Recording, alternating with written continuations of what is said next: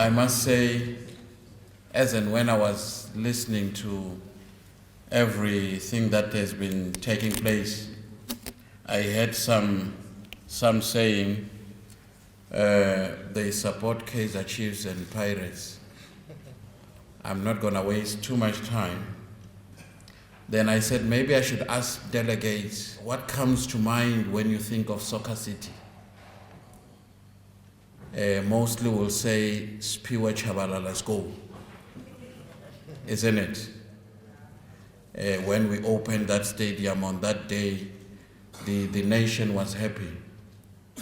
But I carry a different view, and as well as other two families.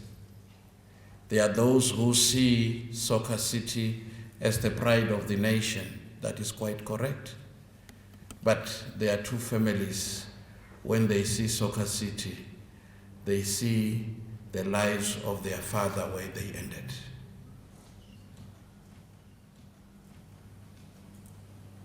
And when we are talking the power station, Midupi, and we are talking Kusile, once we have finished building them and as a nation we are enjoying the electricity that they supply, I can tell you already there are two families that have lost fathers before those power stations are finished. When you go to Durban, you look at that magnificent structure of Moses Mabhida.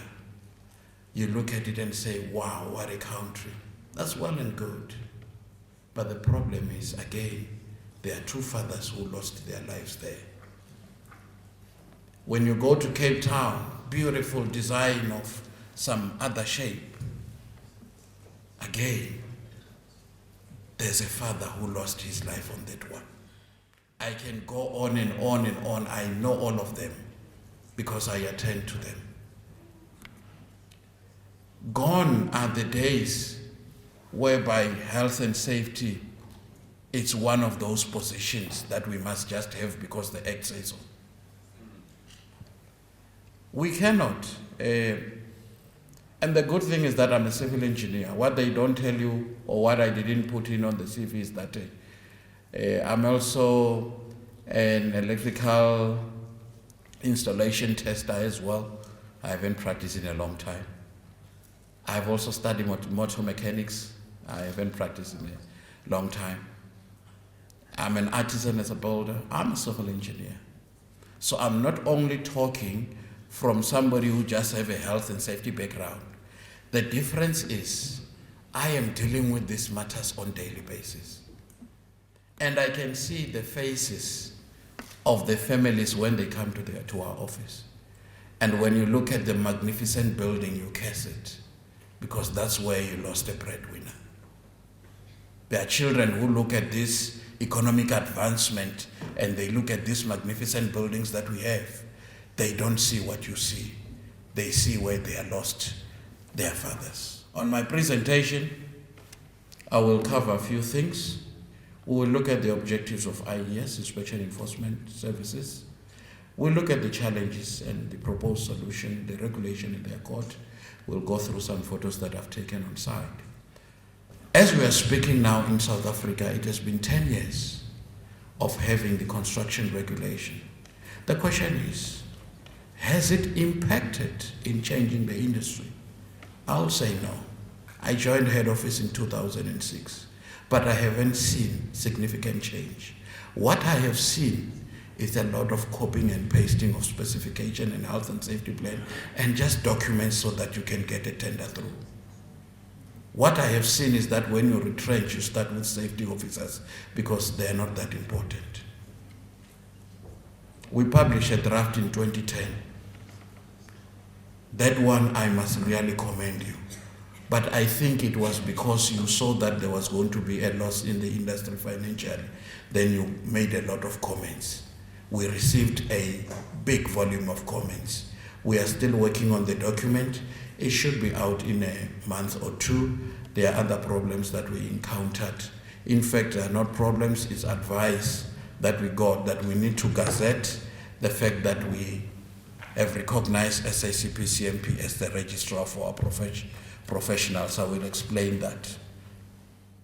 One of the key areas that we have to focus to as the inspection enforcement services, and in particular the occupational health and safety, is that 40% of everything that we do has to focus in high-risk sectors, meaning that all our budget as the Department of Labor, 40% of it we are throwing into the inspectorate, because it is very important. We are losing a lot of lives. All those 4 sectors that are there: iron and steel, construction, chemical and agriculture, forestry. We are in the last financial year, and this is not an inflated figure, we spent 2.7 billion rands as a country in compensation. 2.7 billion rand. Construction alone, 489 million rand in compensation. Because when you fall from a scaffold, you break your back, we've got to pay you out. We've got to get all the medical stuff done on you. We've got to make sure that we cover you. If you die, the same.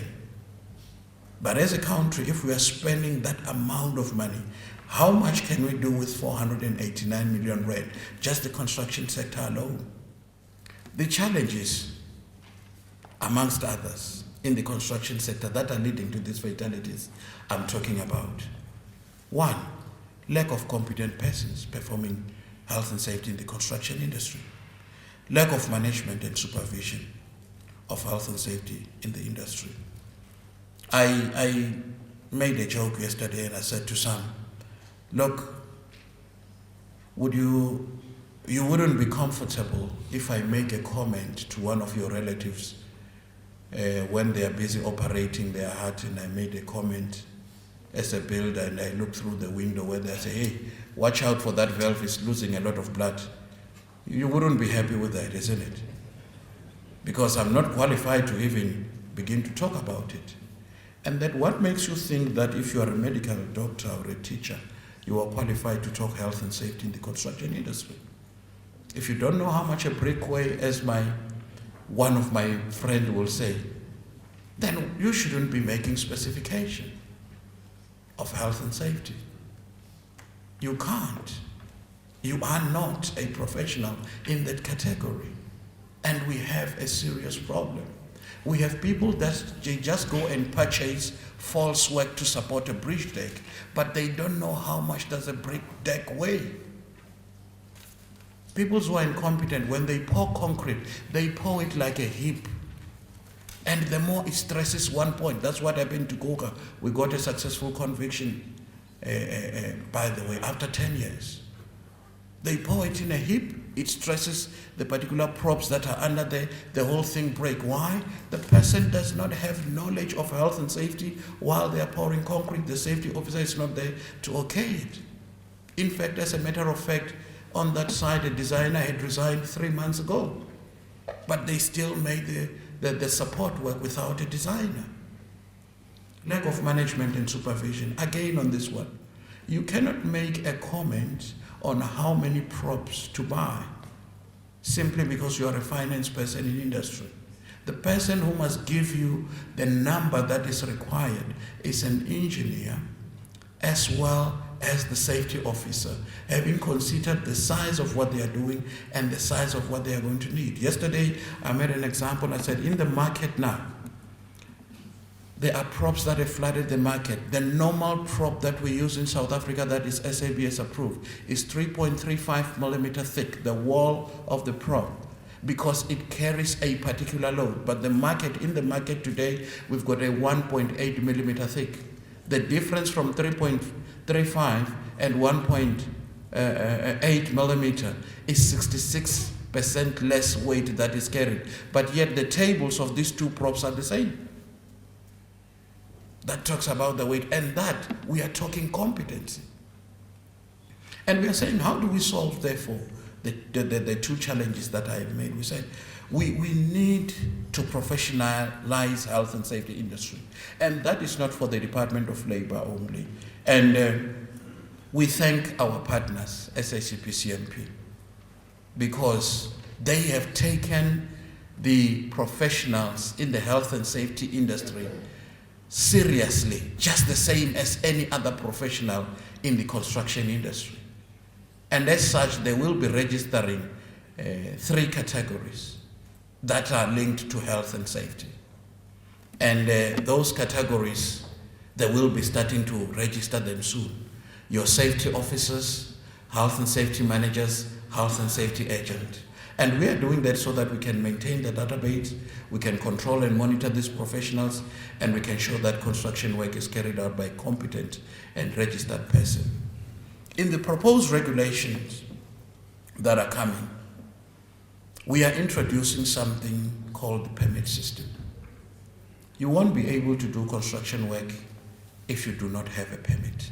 And that will apply to sites that are 4 million rand and above, 90 days or more, or 900 man-hours. So we have been in consultation with CIDB to check how much can we be able to process.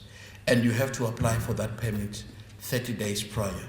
And on that permit, of course, you are going to put the name of an agent whom you would have got from the database of SACP-CMP.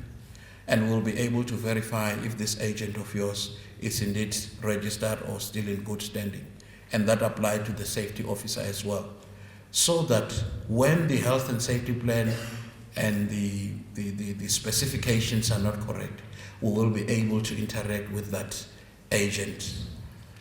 On management and supervision, we are going to have now the construction manager instead of the current 6-1 appointment of the construction supervisor. We'll have the construction health and safety manager. Don't confuse the two. Construction manager and the construction health and safety manager. Those are 2 different people. And we'll have construction supervisor, and we'll have again the construction health and safety officer. Those second one will be at SACP-CMP. So when you give us that permit, it will be having the registration number of these professionals. We will be promulgating this regulation in 2 to 3 months' time. We have to issue a gazette first that states that as a department, we have identified SACP-CMP as a statutory body, and therefore they are carrying out the registration and management of professionals thereof. Recently, we signed an accord with the Department of Public Works, the Federations, Master Builders Association, Black Business Council and Built Environment, and in that accord, where the whole construction community was represented, we say our objective is to promote good relations with social partners. As the Department of Labor, we are moving away from being like a traffic officer hiding behind a bush. We are not hiding at all. If you've got issues, I will give you my number. Let's sit down and talk. The intention is not to catch you, but the intention is that when you do like the permit system and everything, we want to start a project with you. Hence we are saying 30 days, so that when we give you back the permit and say it is fine, you can commence construction work, we want to send an inspector to talk to your workers in their own language. So as to understand, because some of them, you give them boots and overalls, all the PPE. What they do, they store those boots at home because they look nicer. They continue working with the techies. So we want somebody who will speak with their own language so that they can understand. The challenge will come whereby you make a permit and to say you're going to commence work, whereas you know very well that there's no work you are doing, there's fraud, and when an inspector gets there, there's no site. And we're saying we are committing all construction industry stakeholders to prioritize matters of OSH, to promote occupational health and safety of all persons involved with and affected by construction work. We want to eliminate fatalities and injuries and diseases in the construction sector. Right there, we have a challenge as a country because we didn't have enough knowledge. There are a lot of people who have been diagnosed as having tuberculosis from the construction industry. And when we scrutinized, we went deeper in it, we realized that actually it is not tuberculosis, it's silicosis, which they got from working in the construction industry. Because as and when they are breathing that silica dust from various types of sand, cement, and so forth, it sticks in their lungs. And the problem is that it doesn't show on the first 5 to 7 years of contracting it. It shows only after 10 years. And when they go to our local clinics, because they don't know yet, it is identified as tuberculosis because it has got almost similar symptoms. But eventually they realize that it's something that we are unable to cure. And when they go deeper, they realize that it's from silica dust, it's silicosis, from the construction industry. I've just included these photos because people tend to think we are over-regulating and we are being a bit too much. Just to give you an idea of what our inspectors come across. Now, when one put these photos, they tend to evoke emotion because some will say, are they not aware of what they are able to do? I'll show you another picture that explains that. This photo, I took it from the airport. We were building the airport. That's a 3.5 billion rand project, I think. The challenge here was that I need to protect one of my people that I work with. The challenge here, which the principal contractor did not know, was that they've got a subcontractor, and the subcontractor went on to hire a subcontractor without their knowledge and brought them on site and they were working.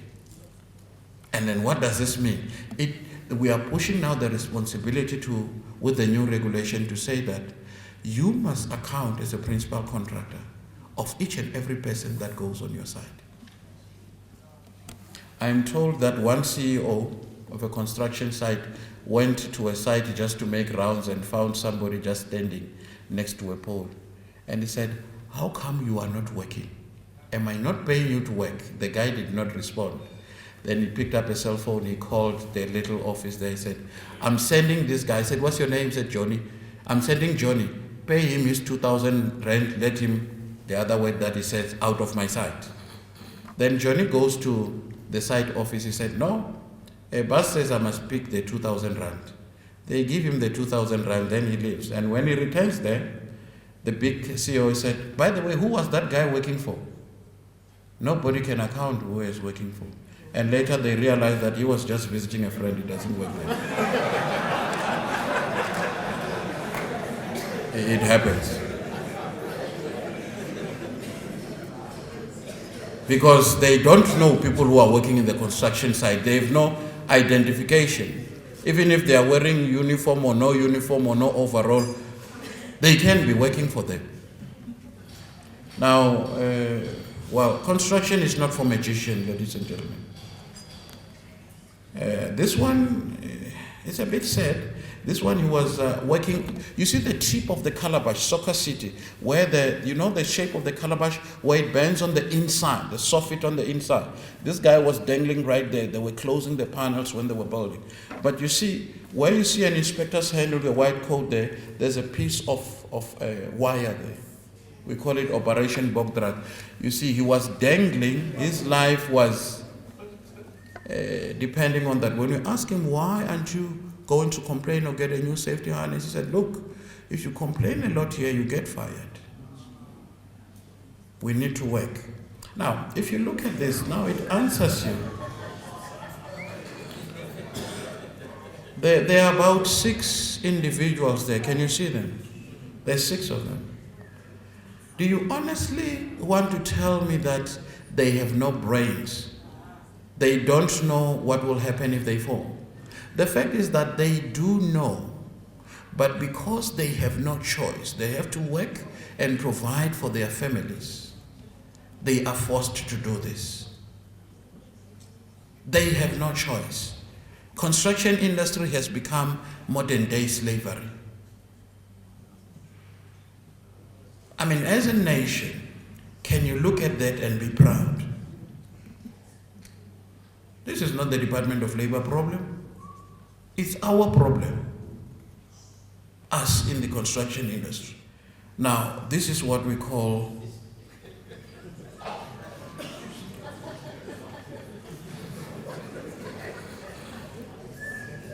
fruit and veg. because the pallets are from fruit and veg. But again, do you want to honestly tell me that these men, some people's fathers, you want to tell me that they don't have brains, they don't know what will happen? They know. But the fact that you can pick as and when you want everywhere workers, it leaves them without any choice because they had to feed their family. I remember that day I was closing one of the sites like this, and one of the gentlemen, not an employer, followed me as we were leaving after I'd issued a notice and said, so when are you opening the site again? I said, I can't open it until your employer complies. He said, no, look, man, you have to open this site. I need money this Friday for the medication of my daughter. And I've got 2 daughters myself. I made a U-turn and I went to that employer and I was emotional about it. And I said, you and I, we're going to sort this thing out. We are going to make sure that you comply, you are going to do the right thing, and you are going to pay your workers. And I think that is the approach that we need to adopt. As the Department of Labor, we are not proud of closing the sites. It's a frustration stage because we are unable to convince you to comply. Then we resort in issuing with a notice. We shouldn't be issuing prohibition notice. We should reach a stage whereby you understand the importance of life.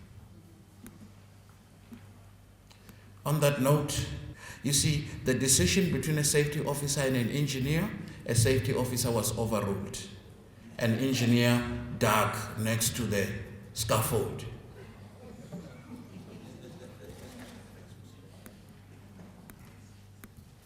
On that note, ladies and gentlemen, at BIFSA when I was still an apprentice, when we were learning how to build, I enjoy building, by the way. I literally build. We were taught to start with a foundation, but these days it's like you start with a roof. I don't know.